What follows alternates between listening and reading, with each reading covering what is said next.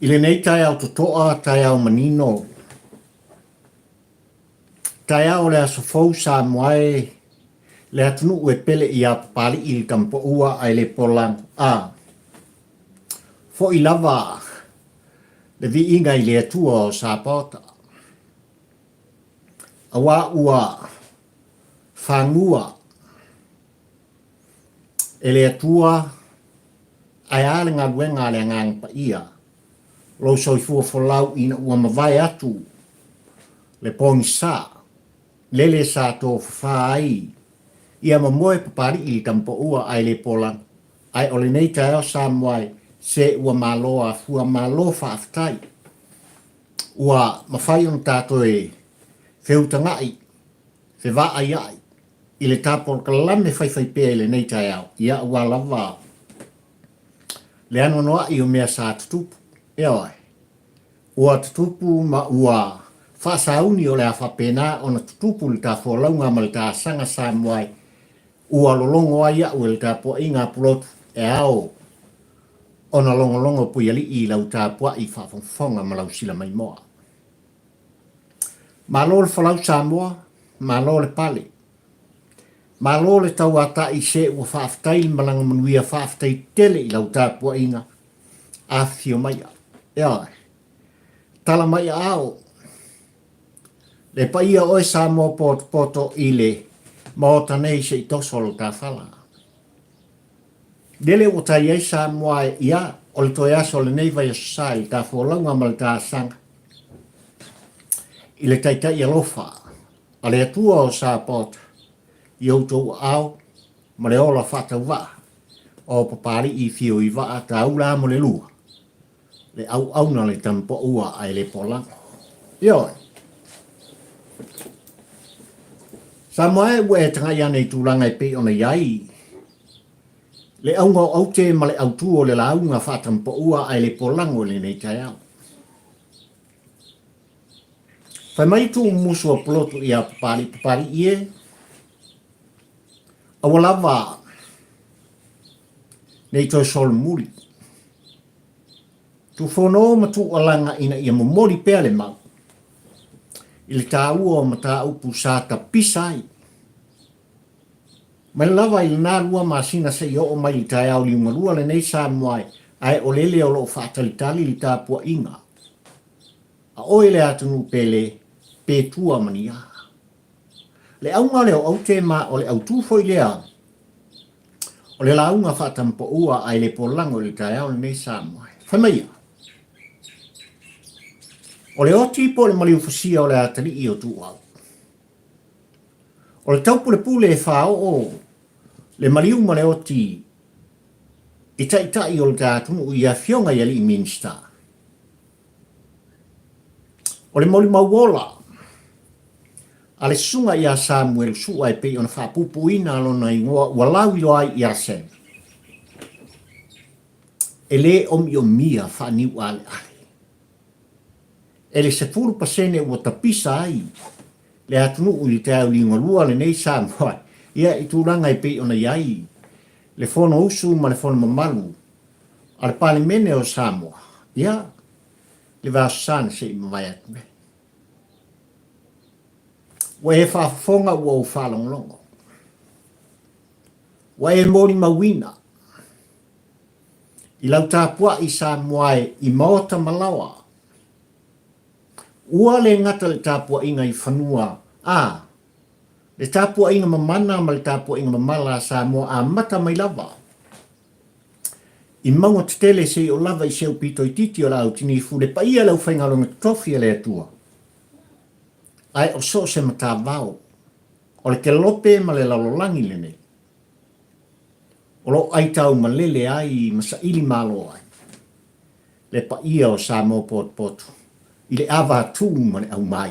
Ia i tūranga i pei ona iai. Le fono mamalu o le tātunu u Samoa. Le an whaala usu le neva sa se i moai atu. Ia oi. Ai ole au tū le nao le launga papari i tai au le nei Samoa. E afua mai o le tū musu. Le fangu. E le onofo le iai li tāpua i ngā pulotu. E una i pea. Ia le mata upu Samoa, ne i meane. Wa omiomia whani wāri ali i tūlanga i pei ona iai. Ia, le nei vai tau ai maise o lau tō whaafonganga. Ua tapisa le tātu ulus 4%. Ona, o le ripoti al komisi na tofia masusuaina. Whainga whitwhiringa ma whainga pālota al tātu. Le toe whesuia inga. O le tūla whono o whainga pālota. Ua atoa le whaafofonga a Samoa. I tōla ulaunga ale komiti whaapāle mene. Leana taita ia. E lana fionga i le sui whong whetalai. Au mai, le whina ngalo o le komiti. Ia i tūlanga i pe ona iai le ano noa. O mea na te ena. Ma le tū whatasinga o le atoanga o mea ua whaatau wa ina Samoa. O le sa ililinga al komisi na tofia e lana fionga ni minsta o whainga pālota al tātu ia ua lava le lau liwina. O tūlanga o whainga whilwhilinga a Samoa. E o iai le au te lenga. O le tū alanga ma le tū wāla au le tai au le nei lau tāpua i whawhongfonga ma lau sila mai moa Samoa le atu ue pele ia pari i le tampa ua ai le pola. Ia ua lava le aunga o aute. Le au tū o langona. O motu ngā awha whaatampa ua ai le pola. E mo mori atu ai le anu whale. O le launga le tai au le nei. Ioi. Samoa ua e Molimau ina tūlanga i pi ona iei whono le nei vai asusa. Mai lava i le amatanga ina ua whausui al whonotanga i le aso lua. Lua sumar wha le masina le nei Samoa. E le alo le fionga i le whonga whetalai le sunga i le papari i li o ta eu maspa. I lau tāpua i whawhongfonga ma le tātou tau muli. Ile mata upu o whapena o na toe talia i nai. Whauru whale i nai. Le sui, whaipule, o le olo o taita ia le hero pipi le tau li ungalua le nei. Le sunga i atu ila epa sa i le maliele ngoi mai le pā. Ai mai se fo i o le whailau tusi o le vaeng whaifa mai la tau te pui pui ale i atu tau o tagata. Tō whai ale le pule, rimoni ai afi. Ile, fono usu a Samoa. Ua manino o le folosanga.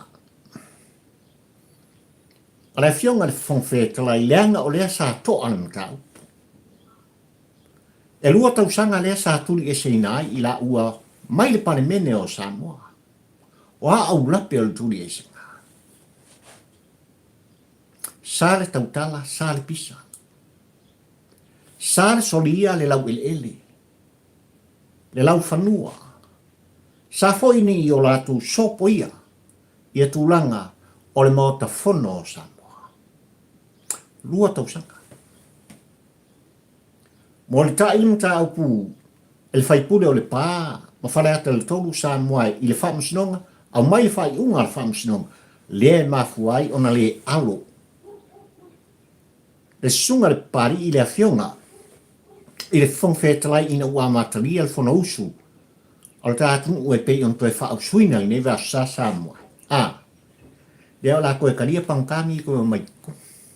Tang fo wha maungi le soli ngā tūla whono i lawa. Ua le ngata i le wha msinong maurunga Samoa i le wha le minga. Ai o le pāle mene ana. Ia la koe karia. Ai sa ua matai lau tāpua i whawhongfonga ma lau sila mai moa i a pari i tampo ua ai le polango e molita i atu se motu ngā awha i tūlanga lea Samoa. O lau putau tino. I le sasaanga i lana fionga le whongwhetalai e le mutai i le matau. E le ngatai i le matau. O lo tātia le loma ma o lo tūpea le loma i le matau pule nei o lo toa le matau. Ona Samoa, o lea na toi a pili ina. E le afionga le whangwhetalai ma le pare mene ma malu o le tātunu u Samoa. Ia whai unga le whamasinoa. Ia whai laua manino i lau tāpua i whawhongwhonga e maisa o le tāpua i ngā apulotu i tō ina malo mātutua. Ai ale tau muni muri a papari i le kampo ua ai le polango Samoa. A solusu malua o le masina o mumu mai. Novema o le a whapena. Ona whawhonga i nai le apili le nei. O le mele e au an tātou no fosila fia i ai li tāpua i whawhongwhonga a Samoa. Ua saunoa manino le whonga whetalai e leo le muta anga lea. O le mata upu le nei Samoa na ta pisa i li tāpaa le mene ai o lo tāpua i whawhongwhonga le pa ia o Samoa poto. Kio koe pōma le? Ia e. E le titi mea na utou whaafonga ma o whaalongo i ai. E lei titi foi mea ua Molimauina e utou whonga mo mata. I le tu alanga atu i la epa sa i lele maniele ngaoi ai meisi o le whailau tusi o le hero pipi le whetalenga i ala le pule rimoni. Inga wakiki fafo el pāle mene a Samoa. A whate e seina mo lua tausanga. Nā mengupu. No la solia au lape o tula fono o le maota o Samoa. No la tala noa i le aia le tangata. Pei ona whaatonton folau wai. E le whaavai o Samoa. Le tāwha o launga maltāsanga. O ka kasala ko whaua tula fono. O taitai o le atunu usatu lei mai. E la tau te momoli le tofa le moe le whautautanga i tutonu le maota fono o Samoa. A wā tula fono. So se tula fono. E pasi aina le maota lea. E lima taita ina ai, le sāvalinga, le wholaunga. E soifua wholau o Samoa poto. Mai lava i ko inga, o lo mātua. Ia se yo o lava i stamaititi moe, e tele noa Samoa, ina ua fatu a whanau mai. Ko kino le. Ae whaafetai, ma whamalo i lana fionga, i le whongwhetalai o le maota whono o Samoa. Ina ua tu sao le solo le maloa, whaalawi loa i tutonu le maota lea.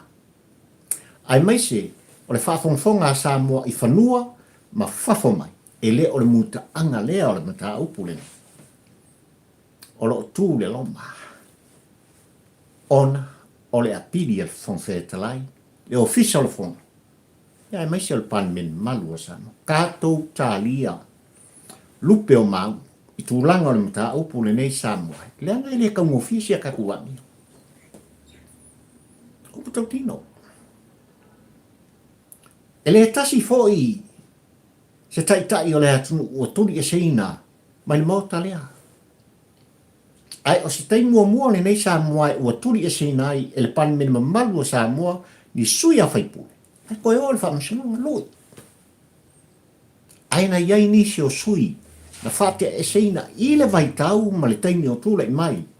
Tui la epa sa i lele mani le ngoi e a vea mapani mia o Samoa ta ita ina. Le safo lau o le atunu, ele hero pipi. Sa whari ngunguanga i ko ingai whafo. Tuli whaasalanga. Awane ngalo Samoa. E kuku sale aso e kasi, tau sanga e awhi. Awalau ne ngalo ia i tātou li tūna. E tutusa lava tau sanga e awhi. Mani mea nkupu le aso ni, whapena mātulanga. Il tau muli a papari il kampa ua ai le pola. Il maot whono lea. Ai al tāpua i ngā pula. O mea ia. Wa amatai tāpua kalame i sila ngona whaatampa ua i lau ma sila mai moa ma lau tāpua i whawhongwhonga Samoa. Ono o to tele. O le pa ia mane mamamangu o Samoa na tu ina mai o lātou finangalo ina mata upulene. ua fōringa mai ua amatai o na mātana tana no tanga. O se whaatua tuanga. Aua. Ia lava palepea ma i o tātou ta ia lalo tūlanga o le tāpua inga Samoa. O lo ia ia mose mana au perfecta. O lo pukau kingo le. O lo ia pea mose mana au perfecta. O lo lātou teita ia sāwha lau o le tātou i le awātū ma le au mai.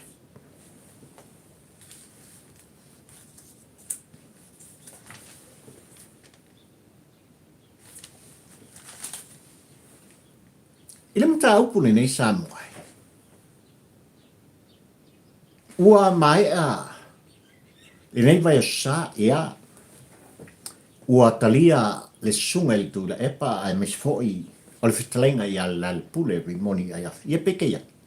Wanga o le upo o le sa kofu kum. Ia wanga o le pangkara kiki le sa i tono le mota le nei vai sa. O le asau whaafonga Samoa i tūlanga i pei ona mauai le awanoa. O le whaipule o whaleata le tolu, le whetalainga i ala le pule rimoni i se fina ngalo o lana fionga i le ri whaipule, ai maise o lona i tūmalo i tūlanga i pei ona i ai le mata upu. Le ana tala noina le neva sa Samoa. Lana muka o tūla fono, o whainga pālota o tātu. Male li poti, ale komisi, e pei ona toe tāngo fia ma toe lauli liwinga, ele komiti whapāle mene. Samoa manau tāpua i whafunga. O awa noa o mele au maua. O awa noa e tā ua, i sui uma, o le palimen malu o le tātu, e whaali ai, o lato finangaro. Ia mata upu, maia mata upu, o ia tūla fono, maia tūla fono, e lau liwina i tono le moto fono o Samoa. Awa o manatu se imu mori lava, se la ngona whaatampo ua ai le polanga o Samoa, ono o tu musu, al tāpua inga e pele ia chau. Tāpua inga polotu. Ina ua maua le awa noa al whetalenga i ala le pule rimoni a yafi Samoa. Safa ita le tau muli muli. Lau tāpua inga Samoa ai maise foi o le tāpua o kalame. E taulu se tō whapoto. Se tangata e ata mai. Se sui ua anga i le lua se folu tausanga o i tutonu o le maotalea. E whaita wane ai, se la ngona se i mori tai mai, i lau tāpua i Samoa. Lau tāpua i mamana ma lau tāpua i ngā, e ese le mamana. Sina upu ma sina leo, se la ngona, e whaato ese mai ai i ate o e Samoa. Tēnse mea. Tātou te le mana o mia. Ni whaipule o i tutonu o le maota fono o Samoa. E o aku rofe kānisi, ma whātua e se mai i lau tāpua inga Samoa. E leo le nā. E leo le tū le nā. Le anga e whaina tā o i lātou no tātou filfilia mo tātou teitaia. Ai o le aunga o le wha moe ma se langona i le tū mumusu o polotu. E leo toi pō ma le i lau tāpua i whafonfonga ma lau sina mai mo Samoa. E lei titi upu o tangata nei na tau te talai. I le awa atu ma le au mai, ina ua i whafo. Kongi i whafo ma le pā. Eo. Na ola vai na au mai la ngona ua le ngata ua ngā i le pāli mene. No latu ave sea le pule rimoni ai afi mai whafo. O le maota fono o Samoa malon taitai.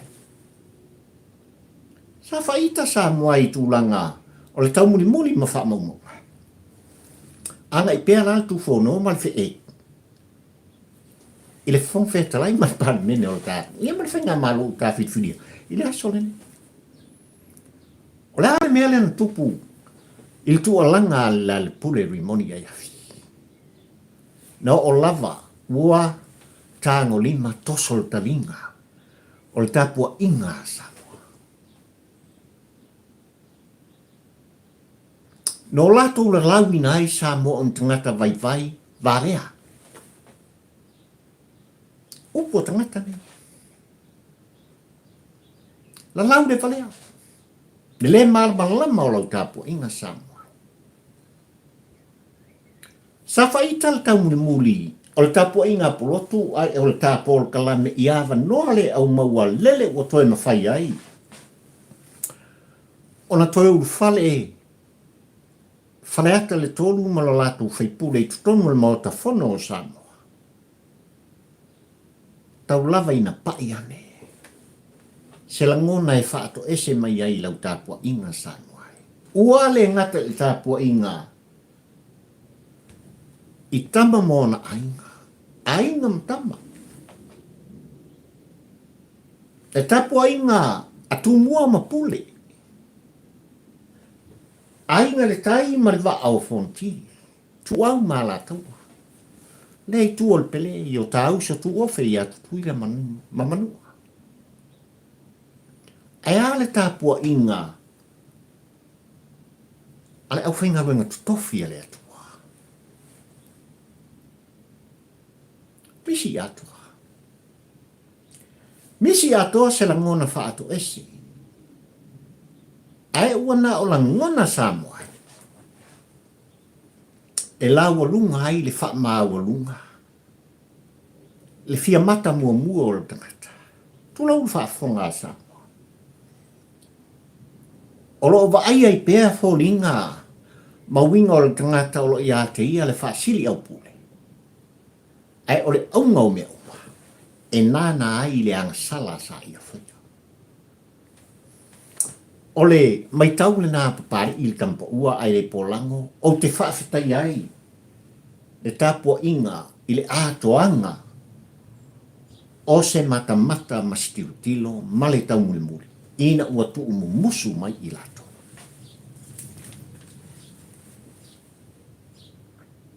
Talo fai. Talo fai po fe atua iai. Tulanga i pei ona iai le avatu ma le au mai Samoa. Awalava ni ngalo. Awalava ni ngalo i te tai o datu. Awalava ni ngalo le suia whaipule o whaleata le tolu ma le pā Samoa. E da o muta anga leo mea uma. Ea. O le whaea na e whaea ai. Mo tātou si i la tōu mwhaasau whai le māsala furfa. Mea maua lulunga. O ai e toi se ia le whalalea. O ai e toi se ia le maalea. O ai fo ina te toi sei e seina le papalea. Lea sao tātou whaasau whai ai tātou. Samoa. O oe makpari i kampo ua ai le polango. Tapo inga mamana na. E mamala lau tapo inga Samoa. Ai o le tau muli muli le na. Na misi ato ai se la ngona. O lea foi fai pule. I se tō whapoto. Ai o se fautuanga foi. Ai ua leo lea. Tātou tālia tūlanga i pei ona iai. Le toa lea o lo toa ai. Au au o le tai Samoa. I le awa tū ma le au mai. Pei ona e whaafonga i le amatainga o le tāpol kalame. E le o le muta anga lea o le mtāpu. Na sau noa iai. Le sunga le pali li o ta eo maspau. Le afionga. I le whongwhetalai. O le maota whono Samoa. Ai wha mara unga au te mara au tua le la unga pari e wha umai. Ngā ruenga whai o nei wa sa lele sa whita i tunga i ai. Le sa mua sa ili malo. I ta wha o launga ma ta sanga se u wha malo. Le tau ata i sa noa. Whaftai le ngā lue. Ona o le atina ina o ainga. Le atina ina o le soifua ma mati matina le tutupu ai o alo ma whanau ia o aonga. Le taulanga ia mua le Samoa ua lava le ngāruenga pa ia le atua. I so se tō vine ma so se whata whai taulanga. Ua ngau iai o tuli vai ma o tuli vai mo tātou te talo i le atua o Sabata. Whamalo whai o whaiwa. I so se ngā ruenga, so se tāleni, ma so se tofi. Ua to tofi ai oe ma ua whita i tunga i ai. Ia. Le sa ilinga malo o Samoa ni nei vas. Fo ila ia vi inga i le tua o Sabata. Lea ua kai ai le whai unga le neva yaso. Nasi. Maua le nei yaso ua fo ai mai lau tō soifu. Ma le ola o papari. Ia. Ai le unga au te ma le au tuo le la unga papari. Ie le o toe. Te alo whai ai se langona Samoa i tūlanga i pi ona iei le tae a o le nei. O le oti o Tuau. O le taupule pule. E wha o le mariu ma le oti i Minisita o le kabineta. Ai o le Molimau wola. A Samuel su a Samoa. E le omiomia whani ale ale. E le sefuru pasene lea sa tapisa ai le nefa ya salale koe kere skala pari i le sefuru pasene. Ua no foilo. Ua no whare foi. Ia. Sa tu ia maa i lau tāpua ai whafonfonga. Ia i tūlanga i pei ona iai upu whai o tā malo.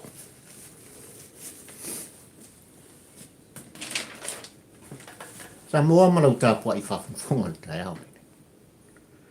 Taulawa i nā pa i se langona whaatampo ua ai le polango leanga e ese le tā ua o le tāpua i ngā pulotu no latu tāpua i ai whaiwa o te tai o le tātu. Ai tau te sila fia sa moai tūlanga i pe ona iei tu umuso to ina malo mātua a. Na paua lea o le launga sa whapena ona tapisa ai le latu tāpua inga. E mori ai le nganga o le wha malo ma le wha aftai i le toi utai e le mauta lea. Le toi utai a o lo i tutonu le mauta whono o Samoa i le tai au liunga lua le nei. Oa, le awhionga i a tea peato. O ia, o le Minisita lango o le soifua maloloina o le tātu. O le whaipule mai whaasare le anga numela wha. Ai le tō whawha toi ina. Le tō whawha toi ultaia. I so se teimi e tūla i ai, le neita māmatua tūlou. To finga maua lulunga ma le whaerea i tū malo ai a oe Samoa. O le upu tau tino. E longo i longo a e longo i tino. Le maumu mori. Ese le tāua. Eise ngasu. E le telefo i se pito pe i ole. Muanga ngana tamaiti. E tu sao le upu mai ka ele o lona fatu. Mo mori ai le mau. Le tō whāra, a le tō utaia Samoa e tau mwhai, e tō mai whakasi whina ngalo. O sui uma o le pāre mene o le atu. Kasi ale unga. Ngā lulu e whakasi, tū whakasi. A tia e Samoa. E senta. Ai le fai uiwina e tūlanga e pei ona. E whaafonga ma o whaalonglongo sa moai. Le momoli ina o le mau. Ale toi utai ale nei tutonu le maota whono sa moa le tamama tua le awhionga i atea peatu. Na whaaleo ai e lana whionga lea se tasi. O tu walanga papari i le tampo ua ai le polango ai o le tapua inga pulotu. E anku sa o kongo le moka lea. Tu sa o ia. Whaululunga. O matanga duenga. O le tamalo.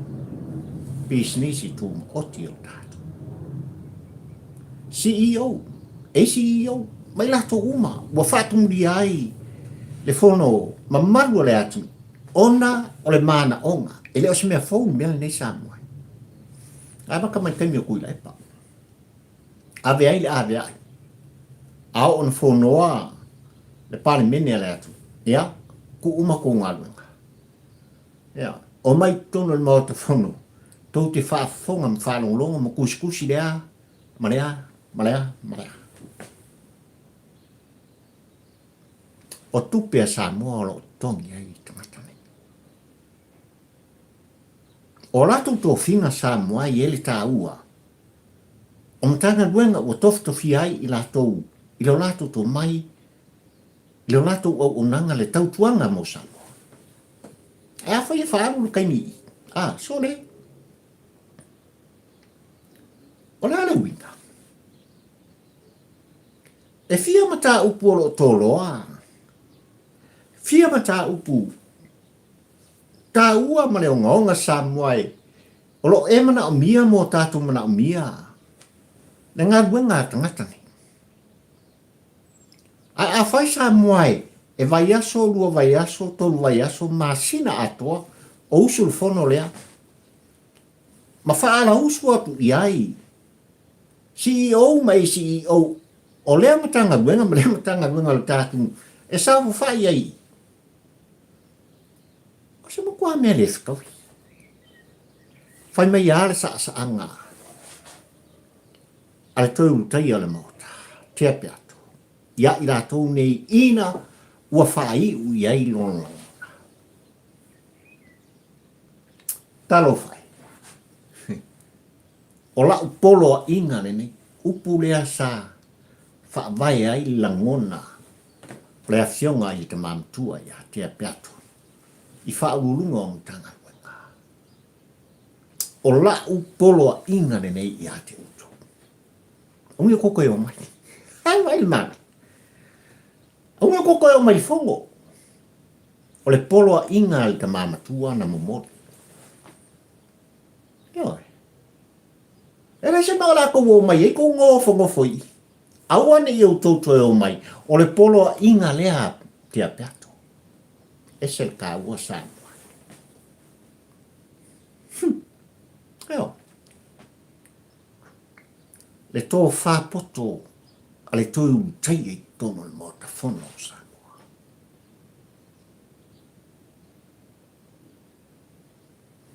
E tele mata upu. E whito i tonu ia i la tō nei. Le tō whinga ma le tō whito whina. I lea matanga luenga, ma lea matanga luenga o le tamalo.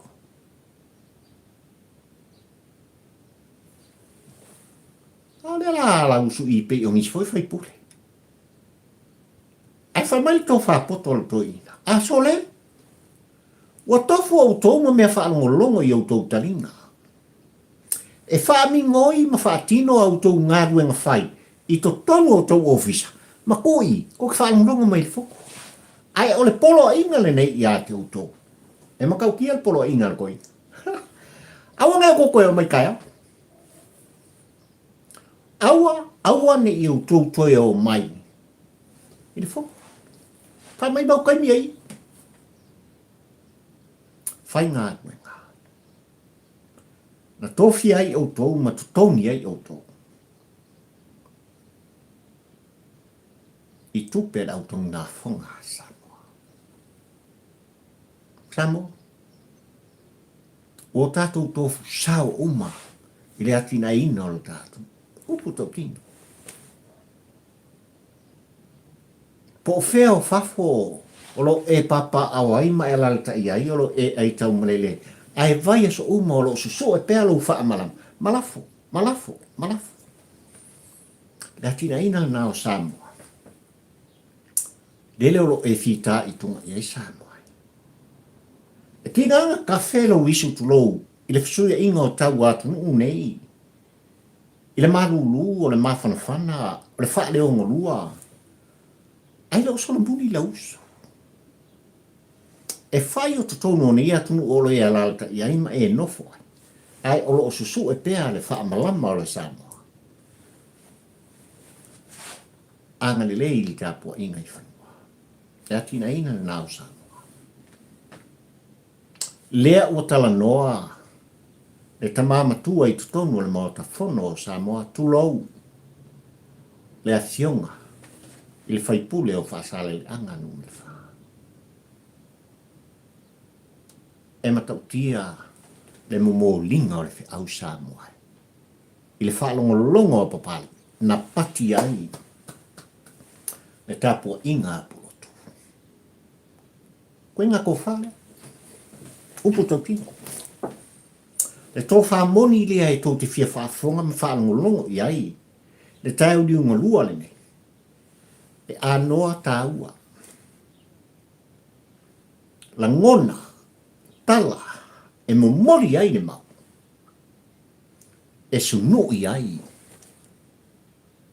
Le aunga o aute ma le whi au o lo moita. Ia o le fatu o soos tangata e whaalongolongo. Ko musu ngā puluku e pari. Nei lopo lai mele kupuru kako pari. Ia. E whaala usu sui o tātou tutofi. Ina mota lai. Ai whaala usu ai foi. Ma CEO mai CEO o matanga nganga o tātou Samoa. Ia ka whaala mota lai. Le lei. Ma fua isa. Ele ai se matanga luenga. Ole ta whainga malo i tāu ni unga lua le nei Samoa. Olo o whau whape ngei whaila i le i whaatau ina le ano noa. O mata upu e suru whai atu i ai. Le atunu. Upu kau kino. So sam kanga. O ngā ole wadu e sa resi vāenga le taimi. E sāwu whai ai i lato, ua pei lato o nisi foi whai pule. E tu tono le maota whono le tātu. Ai o le whaatino ngā ruenga. O le lato wāla wina. Whaaftai tele e whaamawina i le nganga le whaamalo le whaaftai. Pari i le nei le tampa ua ai le polango ia i le afionga i le ri whaipule o ia o le minsta langulango le afionga i a te apeat o le taul teia le mota. Ua whaaleo ina. Le tu alanga whaatampo ua ai le polango i le mata upu le nei. Jantu sa, o lau polo inga le nei. Ia, ka ilo fo ia paulo malang polo inga ia koloniko, ia makimo keo ma polo inga i fia. Po fia la fa. Ia, le polo inga le nā te apiato. Ese le taua. Awangi o kukoe o mai. Tu mea whaalongolongo i au tau taringa. Ka kingo ko ngā ruenga. Awan i tau toe o mai. Le tāwhai ngā malo i le aso le nei. Lau a fionga i le whongwhetalai.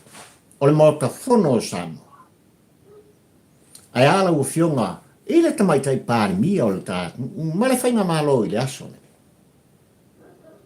Ese le tā ua. O le fina ngalo whaasale le anga nu le wha. Ese le tā ua o le tu umusu whaatoe o taia. Ese le tā ua o le mau. Ua whafonga ina e le afionga i a te apiato.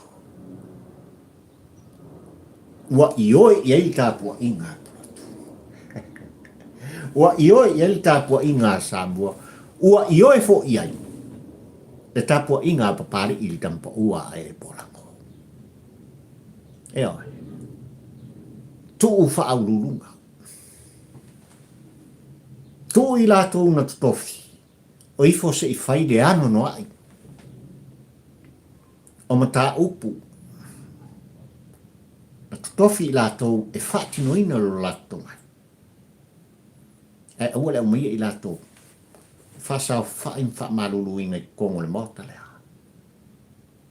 Ta mea te apeato, o la upolo inga le nei I ate o tau. Aungi o koko o mai. Tu o le lei mea I koukaringa. Whalongolongo mai ai. Ya. I la unga minsta. O lea matanga luenga, ma lea matanga luenga, o fina ngalo o whaalia, o le whono usu o Samoa, ma I lea whaipule, o ia sui. O so se I tu malo, I tu tonu le mota lea. E ungi o koko o mai fua le mokaringi. Ua whaaselawina. Le fina ngalo lea, ua whaafofonga I e Samoa poto, ai maisa le mota fono. Ele, whaipule o whaasale, anga nu me la whaale a fionga I a te peato, ole tau utaia e toa, le uputu sao, le whiau wha elia e na te momori tutono le motale nei, o kapua inga poloku mapari I kampa ua ai le polang, ai ala u kapua inga Samoa. Wha maui nai le anganga o le wha aftai le wha mano. I lau fionga te peato. So se taimi. E tūla I ai ta male nei Samoa ka whai e te taumuni muri I ai. E le aisi ano whale o mata upu e tu alanga ai papali I le nei le tampa ua ai le polang. E le o I ai le saasa anga.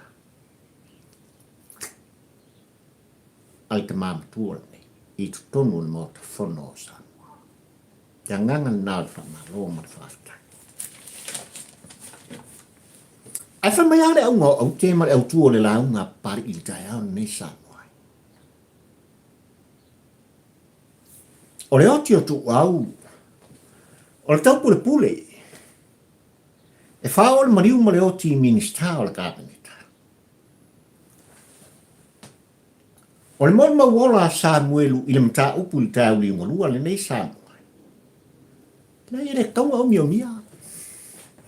E le te tau ana omiomia e le vaiania lea, ina ua tapisa le vai susani, ma whetangisi I lātou I tutono le maota whono o Samoa. Ono le 10%. Ono le 10%. Eo. O winga I o le avatu, ma le au mai, o winga ho I e pue, e papari I tampo ua ai le polango Samoa. E iei lava le mata upu, e mi milo I ai. E mi milo I ai, le tapua I whafonfonga a Samoa, e seu ese I nai. Abe ese I nai. Ta tai ese I nai. Le taha ua o se mata upu sao tātou tuli matanga wina. Ia tau nuu I long tau nunga. Ua manino le mata upu le nei. Ua I lima o le loia sili, le whaila o Tuau. Ua manino le mata upu le nei wai a ao le loia sili, ma le ofiso le loia sili Samoa. Molimau ola, a lato whaamtalanga. Ua manino foi le mata upu le nei, ua tā pena. Le ofiso le loia sili I lana fionga le tamaitai loia sili. E tu ina atu, le whautuanga. I le pāle mene o le tātu. Ua manino foi le mata upu le nei Samoa. Ua iai nisi o leo sini. Ua whaleo ina o lātu angona. I le mata upu le nei. Hai le kaua.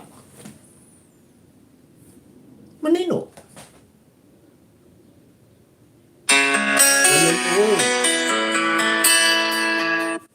Le finangalo o lana fionga I le loia sili. Wai o la ngona o leo. Wai o tūlanga I pe ona yeli sa I linga mal suenga. I Molimau ola. Manino lei mata upu le nei. E le te tau, ona tau fia, I le tai au lingo lua le nei. Ona o le fontanga. Le kau. E o ngaonga. E o ngaonga le mata upu Samoa. Upu totino. E o ngaonga. E te fia whafonga mai e whaf. longo Samoa. Isa ta i tu wa ia ile mta upu nei ai kalango kong le mokfongo le. Ai. Tatou tele io ina ni ta i wa tua ia ni mta upu nga fa pene. Wa maka upu. Mali war kana. Fasioti nga. Taupule pule. Ole aisa. Ele ta ia. Le tapua inga Samoa. In tangata whapene Samoa. Le kai.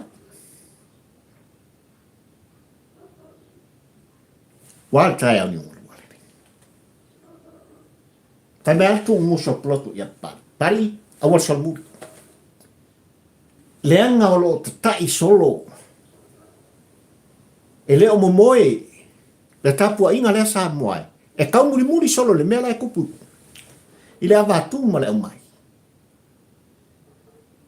Ua tala noa ila hato wea a fia le maka upu ni. Unga i 10%. Whapisa le 10% le kai au ni.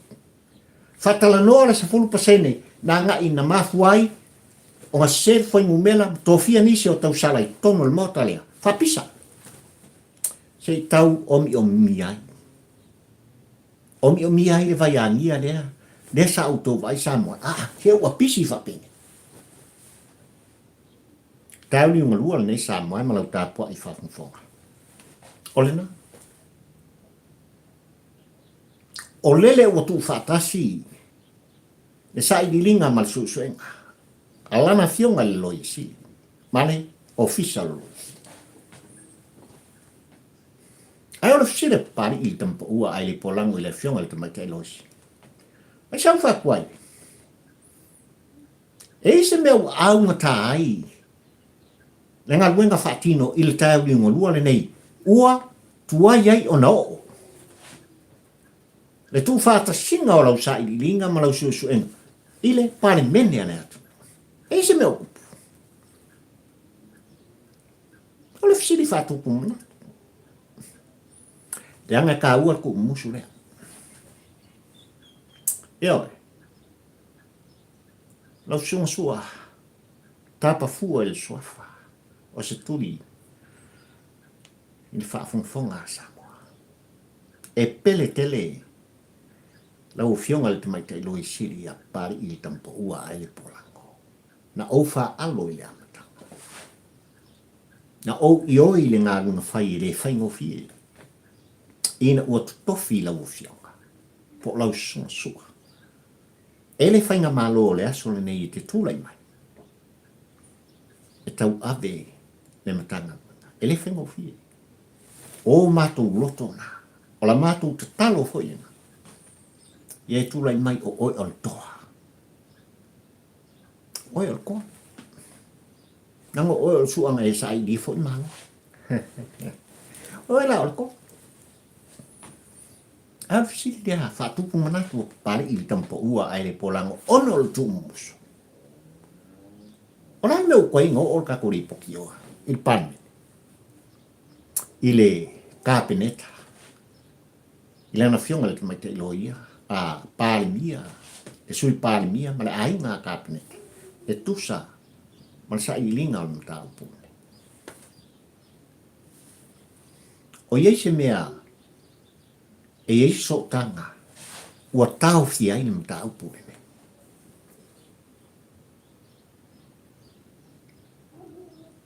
O loo tilo atu le tāpua inga hapolotu. O loo tāpua i atu le tāpua inga mamala ma le tāpua inga mamana Samoa. Ai o le mata upune nei Samoa e le tau ona omiomia whaniu ale ale. E le te tau foi ona o mia whai a oso i le vai a niara le mata upule i le tau ni morua nei. Ua te tau ma ua ono mea. Ona whai ale whamasinoga. Ua te tau ma ua aranga te tau i le tau ni morua nei Samoa. Ona e whaafonga i lau tāpua inga ma o whalongolongo i le tau mulimuri. Ua Fatino ala lo tu lafono. e le kiki i la kōlo a fia le mataupu. Ko kele. Le asa o tātou ta pisa. Wa lea o le kangaka e kokasi. Wa whaupopo i ai maisi. Wa o lava. I le komisina, sui komisina o leo. Au whaifu spa. O le matanga luenga leo. Tari. Ia mangisi o whaipule o leo. Lea koe o mai kongo le maukwhonga. Pea sai ko kongo le makaupu lengi. Te vai lai makaupu. Ua tala noa i ai le Molimau wala. Le sunga i a Samuel. I lau tāpua i whawhawhanga. Ua mai a foi. Ona mori ta i enisi o Molimau wala. Whatasi, ia, mare Molimau e sirisiri o noa. I luma o lana fionga. I le loia siri o le atu. Ai a nisi. O leo si nia. O le tātu nuu ni tāu li ngolua le nei. Nan melu, lango ina. Ua whai loa lo lātou lango ina Samuai. O le mau o Samuel. I mea nei sa tupu. Aua koe ko soa sia kakuaki au.